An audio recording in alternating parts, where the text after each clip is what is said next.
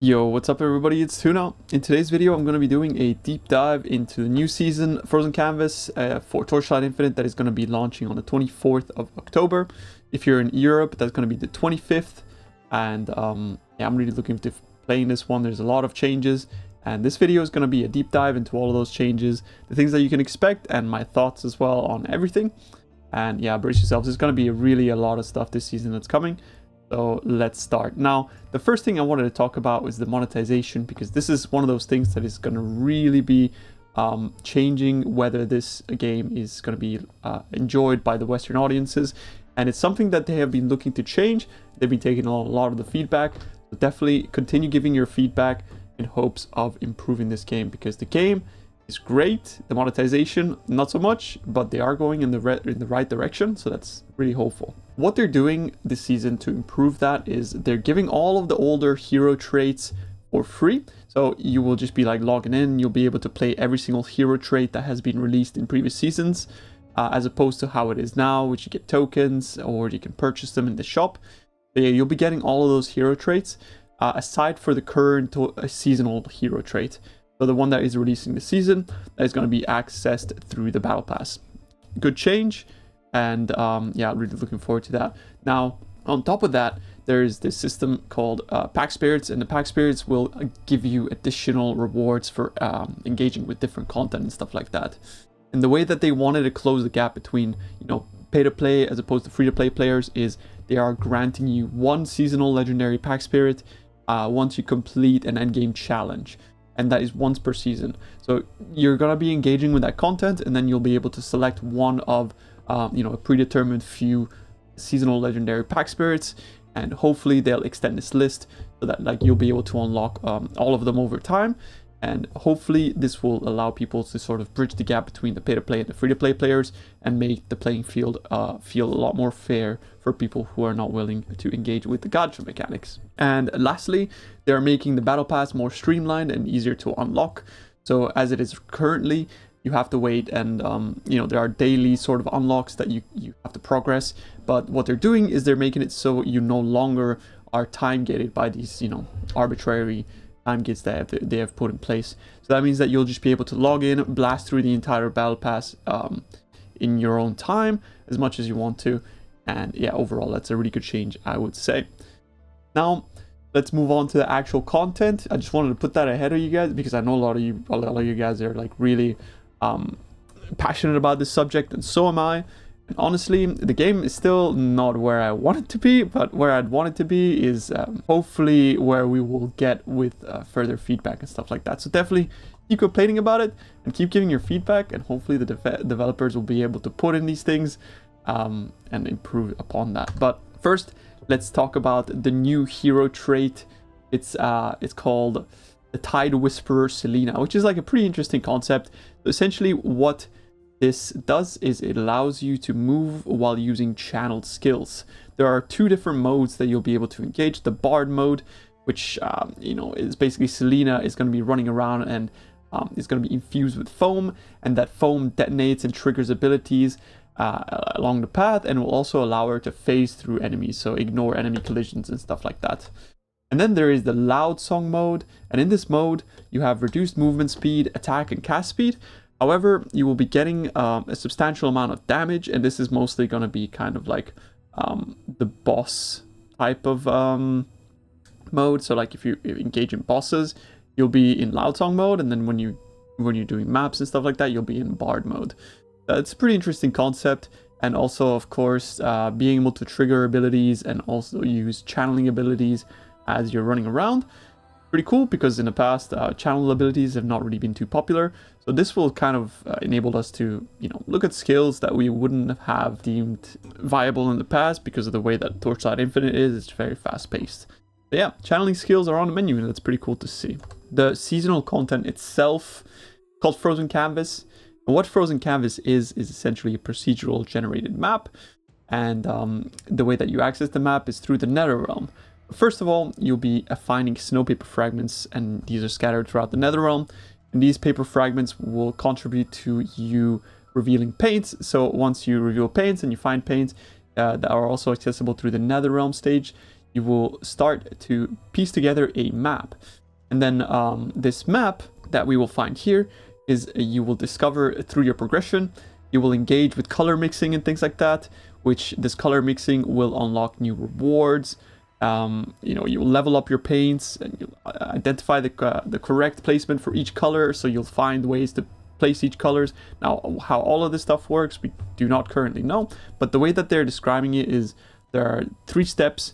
First, you find the pieces in your Netherrealm, then you find the paints, then you uncover different types of paints, and the last stage would just be to like put that onto your map and create your painting, and finally access your painting through this this stage of the Netherrealm essentially, or this independent stage where you'll be able to unlock all of the rewards that the mechanic is giving you. So yeah, there's going to be something to engage with in the Netherrealm itself and outside of the Netherrealm. And of course, since it is Torchlight Infinite, there are plenty of rewards. So you'll access the frozen canvas, which this is the independent stage that I was just talking about. And it's a procedurally generated instance, which is modified by the paints that you're using. And of course, the rewards are also modified by the paints.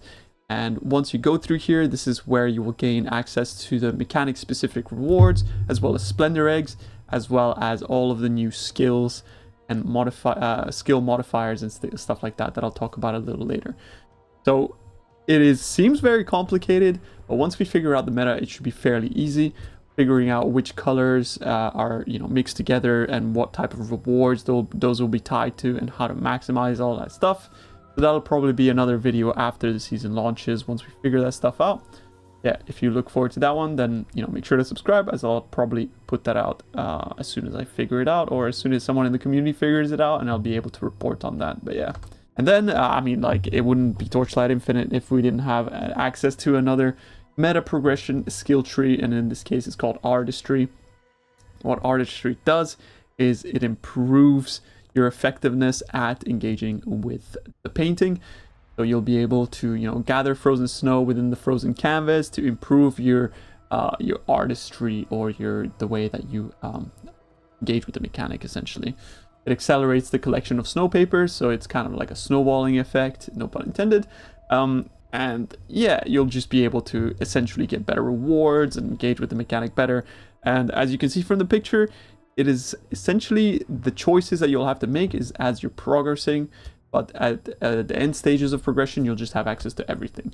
So it'll be a matter of figuring out where you want to put your points early to improve your accelerate your progress through getting more skill points, and then later on improving your rewards. So that's kind of like the approach I like to take. So yeah, that is the meta progression for the season itself.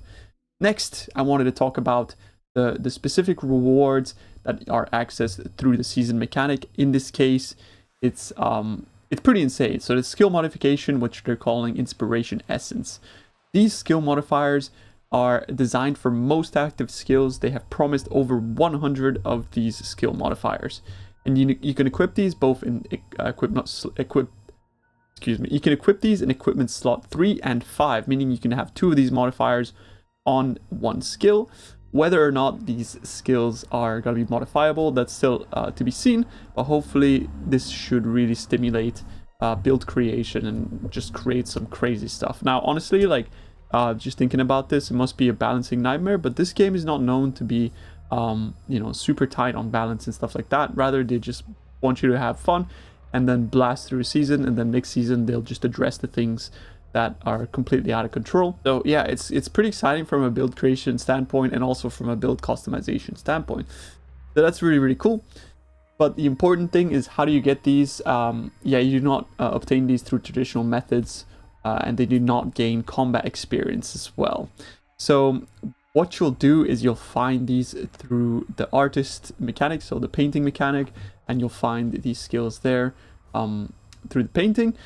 You'll be also getting Inspiration Essence to level them up. So you'll have to get multiple of these skills to level them up to, as you can see, 5 on the screen, and that will increase the effectiveness of that modifier. So yeah, you'll just be getting them through the frozen canvas, and hopefully this should give you an insane amount of new choices and things to unlock. Now, they had some examples here that I will play for you guys. So the first one is going to be Ring of Blades. The one on the left is the default state, and the one on the right is the new modified one. And the new modified one allows you to spawn Ring of Blades around your minions. So you'll just be having like a minion army running around, and they'll just be having like Ring of Blades around them. So as you're running around, your minions will just like obliterate stuff, and sounds pretty cool. Now, the next one is also really cool, and this is going to be a split shot type of modification. And this allows, it's called Rapid Advance, and because you can see there's Carino 1 here shooting his split shot, but in the new state, it'll turn split shot into like a cyclone auto aim type of ability. So you'll just be able to shoot split shot as you run around. You hold right click and you're just like spinning around and shooting stuff, which we all love, you know, cast while channeling and that sort of stuff in this game. So moving around and dealing damage is the name of the game, and this really is going to be pretty cool for that. So yeah, looking forward to that. Now, the next skill modification is going to be turning Earthshaker into a leap slam type of ability. So as opposed to you know, stopping and slamming the floor, you're just going to be hopping around and dealing damage as you do that. And it's going to be pretty interesting to see what we can do with this. And also I really like leveling with that skill. So that is going to be pretty cool. If you could just like jump around and use this while leveling. And finally, the next one is going to be turning Cyclone into a projectile skill. And yeah, as opposed to you channeling it and just having a circle around you, what it's going to do is it's going to create projectiles as you're running around. These projectiles are just going to shoot out at monsters and auto aim as well. And yeah, hopefully deal a ton of damage too. And yeah, that looks pretty damn cool overall. And I think, you know, these are just like 3 of them. And we've yet to see 97 of them, if 100 modifiers is true. But they have shown some pretty cool stuff overall, and yeah, it's going to be pretty interesting to create builds this season, honestly. Torchlight Infinite and crafting rework overhauls is just an infamous thing at this point. They change crafting every season, and I kind of respect the fact that they are trying different things until they find something, and they've just been doing that over and over again. I think there is kind of an argument to be made as to this being kind of a bad thing, but I think crafting is really complicated to get right, so I kind of respect them for trying out different things, and they are kind of taking all of their old learnings and trying to implement them into new systems and stuff like that. So the new crafting overhaul is a mixture of the old systems, if you played pre-actual launch, so using embers and being able to target specific affixes, spam crafting over and over again to your heart's content, depending on how much of the currencies you have, so how rich you are and stuff like that. And they're mixing that with also some of the new things. So target processing is the thing that comes to mind. But what they're doing is they're adding new base affixes, and those base affixes are going to be unique to priceless gear. So this is going to be giving a lot more value to gear drop that is higher item level and also priceless. You can have up to 2 affixes that are unique to those to those priceless gears. So unique affixes, ultimate affixes, as we see here at the top right. Those are the ones that are unique to priceless. They haven't shown us many of these so far, and we should know in patch notes what those affixes are, but I expect to see some pretty crazy stuff. Now, affixes have been recategorized, as I said, from there's basic, there's advanced, and there's ultimate, and gear now spawns with at a higher level, you know, it's going to have 3 prefixes and 3 suffixes, but at lower levels it's going to be two prefixes and 2 suffixes. So as you progress, your gear gets stronger, and also you get higher value of higher bases too. So that's pretty cool. As I said, embers and deterministic crafting is back. So they removed prototype crafting, which is, you know how you used to like spam a base, you used to lock an affix and spam a base, and it used to have this like basically like this resource that exhausted, and once that happened you just throw away the base because it's useless. That is no longer a thing. You'll be able to just like, if you find a base with a good affix, you'll just be able to target a specific affix on there with embers and with currency as many times as you want, over and over and over and over again. So the only limiting factor here is going to be both your patience as well as the amount of money that you have in game. So yeah, like your resources and stuff like that. So yeah, players will be able to choose between those 3 affix pools depending on the rarity of the gear. You know, if it's priceless, you'll be able to have all of those things. Ultimate affixes are exclusive, as I said, and then ultimate embers are no longer needed to upgrade affixes to T0. RNG element of upgrading things to T0 has also been removed. Since, as you can see here, they showcased an item with 6 T0 affixes, meaning that, you know, it is no longer removing an affix in order to upgrade it. However, they are introducing this new thing called a Holy Fossil, which upgrades any T1 affix to T0. No real specifics here yet, but this is speculation. It's going to be really expensive because, yeah, it just upgrades an affix to T0. Now, whether there is a downside to using this, we are not certain yet, but all of that should be things that we discover as we play and as they release the patch notes. So yeah, overall, I think rare gear should be just insane this season. It should give you a lot of power back, and in my opinion, like, I never really liked the RNG aspect of just slamming a T0 and removing another affix. It was just kind of overall pretty disappointing. And I also really like the fact that you just be able to like target specific affixes, craft whatever you want on them. Now, this will mean that like it'll be fairly easy to get best in slot gear this way. Might be a good or a bad thing depending on like how much they expect players to play. But overall, from a player perspective, I like the fact that I am rewarded for farming as opposed to being rewarded for just being lucky, right? So yeah, I'll just be able to farm the currency needed to create my gear as opposed to just like getting lucky or unlucky, which is kind of like, it's the same thing, but it just feels like your hard work is rewarded as opposed to, yeah, just getting lucky, right? So yeah, it's pretty cool. And on top of that, they're creating you know, further improving your gear through non-legendary corrosion, meaning you could still go for that like that lottery type of lucky unlucky aspect here, because you'll just be able to corrode your gear as you could in the past. This is going to be improving your non-legendary gear further. You see by the example, you're getting explode on a weapon, or you'll be able to upgrade your tier 0 affixes to T0 plus as well. Now, if you are going to be hitting these corrosions, aside of you know, effects other than arrogant, desecration, so the items will become untradeable. Overall, I think it's really cool because, yeah, there is not really any downside to corroding your non-legendary gear, aside for, of course, the materials required to put it in there, and it might really improve your item, or it might just kind of stay the same. Now, what the outcomes do exactly, not 100% certain, but we can expect it to be sort of like current corrosion, you know, like either re-rolling your affixes, staying the same, giving you an implicit, or upgrading one of your affixes to T0 plus. The materials needed to engage with corrosion is going to be dropped by the Clockwork Ballet, which was last season's mechanic. So yeah, the Clockwork Ballet rewards this currency. So you'll just be able to engage with that and then get the materials required to what you want with your items. So that's pretty cool. They are simplifying and reworking hero traits and memories. This might be actually the biggest change in terms of like build balance and builds in general. All previous builds that we knew of have changed because of this. They're basically making it so hero traits level up with the relics that you put, with the memories that you put in there. Relics are no longer a thing at all. So no more legendary hero relics that have like, you know, engram slots and that kind of stuff. Instead, hero memories are now class agnostic. So there just be random hero memories basically that have specific implicits tied to that base type, and also 3 different types of rarities. And these rarities are what enables them to have this new upgrade system, how far you can upgrade them essentially.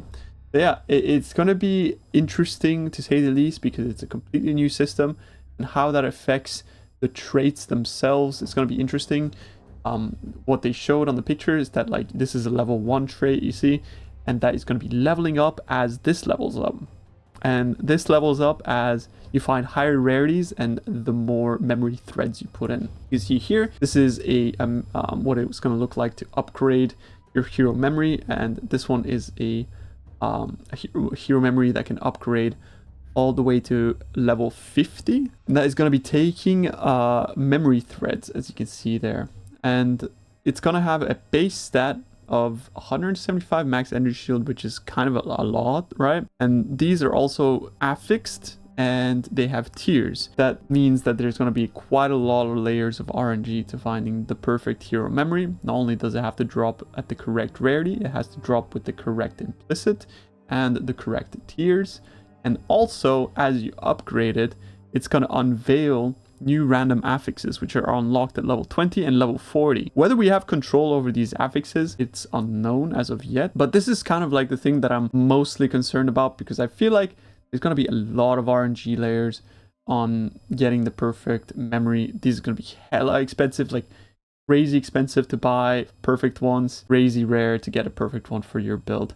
Now, whether that is a mandatory to get in your builds like min-maxed, not certain just yet, but yeah.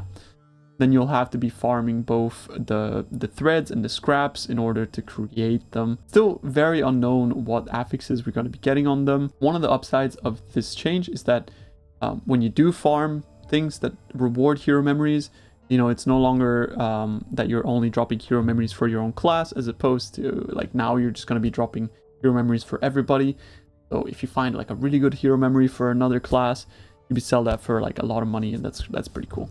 Getting the one for yourself, especially if like a new meta build pops up that like wants 2 specific affixes or 3 even, it'll be pretty wild to get the perfect one. So Netherrealm changes, another season, another Netherrealm change. Confusion cards have been rebalanced. Confusion cards are those ones that pop up that have like random rewards.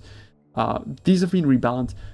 They're going to be improving as you go to higher time marks, so that's pretty cool. They're going to only appear for the specific mechanics that you have spec'd into.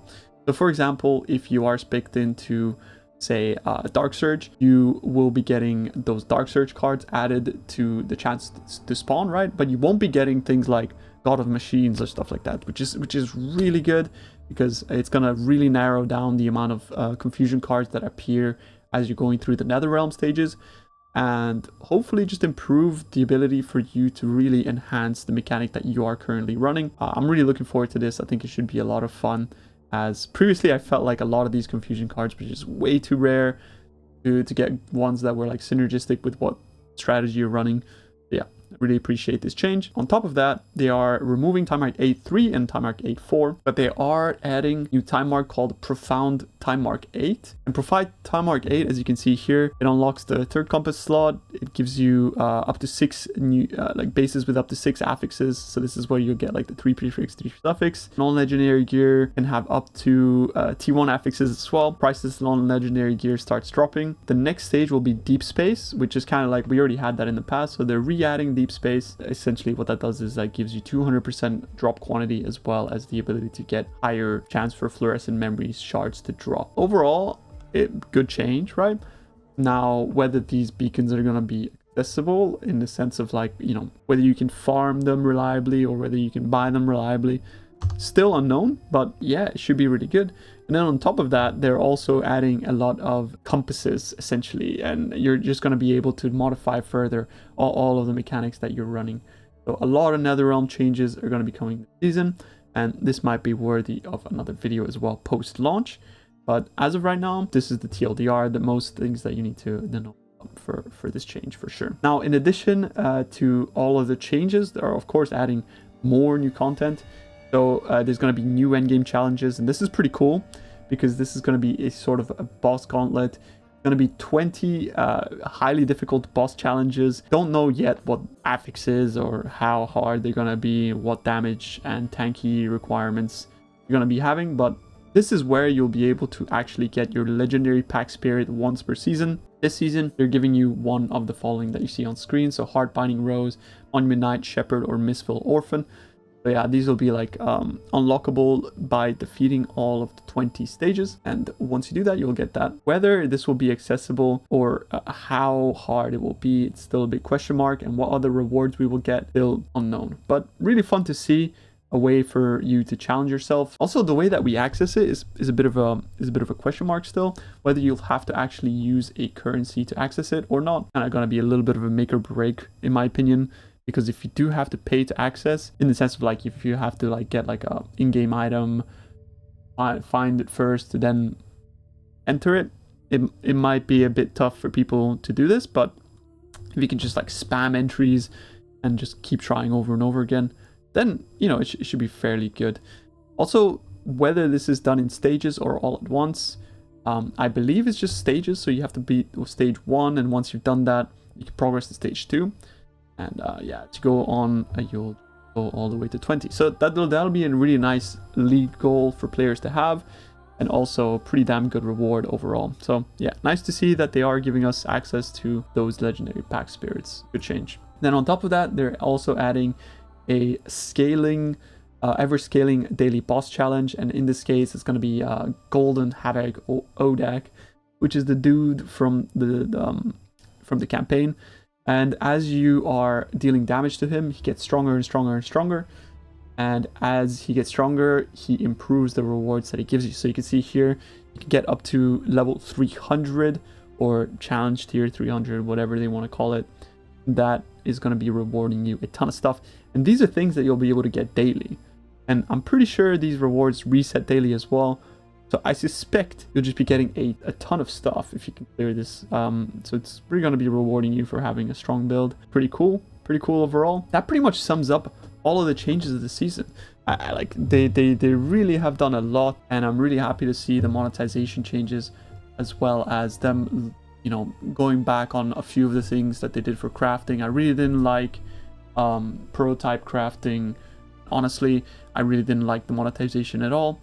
I still think the monetization itself can use some improvements. Like really, there are, for example, I would prefer for them not to limit which seasonal pack spirit you can get. Now, I would understand them not allowing you get the current seasonal pack spirit, but limiting you to 4 of them, you know, I would prefer that not to be limited and just give players a choice, as that could allow them to engage in content that they previously wouldn't have engaged in, because they felt like they were just missing out on not having the correct pack spirit. But overall, very positive stuff, man, and I think the game is just getting better and better, and it's a really nice game. Take a break from other more serious games like maybe Path of Exile or whatever else you guys are playing, and it's going to be releasing on the 24th, right? It's like perfect timing, honestly, because there are other titles coming out in the future. So it's not overlapping with any of that kind of stuff. So yeah, hope you guys enjoyed this video. I stream daily on Twitch if you guys want to check me out, twitch.tv/crouching_tuna. And otherwise, if you enjoyed this video, consider dropping a subscription, and otherwise maybe drop a comment as well if you want to help out the algorithm, or just let me know how you're doing or what you're looking forward to, what you're going to be playing. I have no idea what I'm going to be playing, honestly. I want to play the new character because it's a fish. Of course, I got to play the fish. Thanks, guys. Hope you enjoyed the video, and I hope to see you guys again soon. Peace out. 07.